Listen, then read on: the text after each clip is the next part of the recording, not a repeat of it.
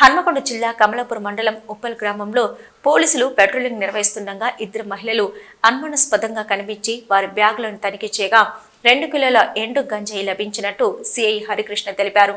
అలాగే 17,000 రూపాయలు 3 సెల్ ఫోన్లు స్వాధీనం చేసుకున్నామని పేర్కొన్నారు. నిషేధిత వస్తువులను సరఫరా చేస్తే వారిపై కఠిన చర్యలు తప్పవని హెచ్చరించారు.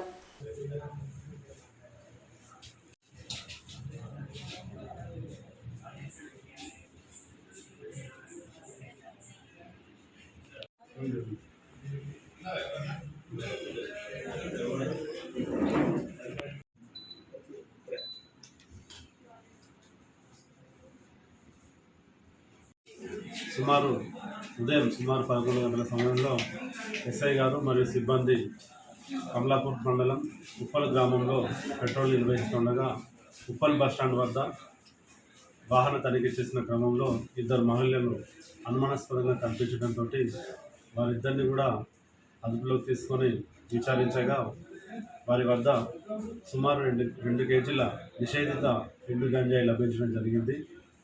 వారిని విచారించే క్రమంలో వారిరువురు కూడా మహిళలు, ఒక మహిళ మంతోజు స్వరూప, ఆమె నర్సంపేట గ్రామానికి చెందింది.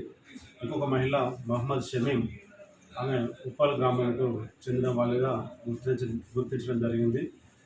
వీరిద్దరు కూడా మంతోజు స్వరూప పైన నర్సంపేట మరియు హన్మకొండ, వరంగల్ జీఆర్పీ పోలీస్ స్టేషన్లో గతంలో కేసులు ఉన్నాయి.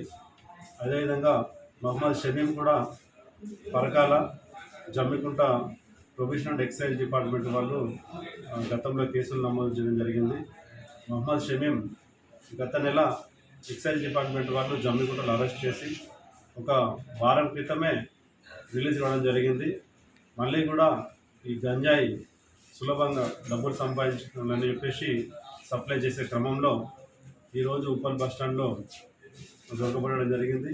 వారి వద్ద సుమారు 2 కేజీల ఎండు గంజాయి, అదేవిధంగా ఈ సప్లై చేసిన ద్వారా వారు లాభం చేసుకున్న డబ్బులు సుమారు 17,000 రూపాయలు మరియు 3 సెల్ ఫోన్లు సీజ్ చేసి వారిపైన కేసు నమోదు చేయడం జరిగింది.